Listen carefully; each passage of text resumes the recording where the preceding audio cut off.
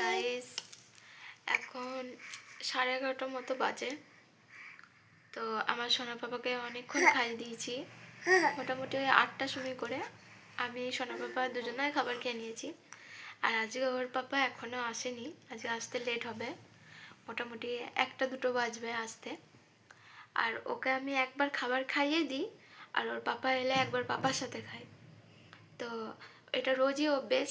আজকে ওর পাপা আসেনি, তো ঘুমিয়ে গেছিলো খাওয়া দাওয়া করে, ঘুম থেকে উঠে পাপা পাপা করছে। তোর পাপা তো নেই এখন। তারপর আবার ঘুমিয়ে গেছিলো, আবার ঘুমিয়ে উঠে পড়ে আবার পাপাকে খুঁজছে। তো তারপর থেকে আর ঘুমোয় নাই, তখন থেকে পাপা পাপা করেই যাচ্ছে। কিন্তু ওর পাপা এখন ব্যস্ত, ওর পাপা এখন আসবে না।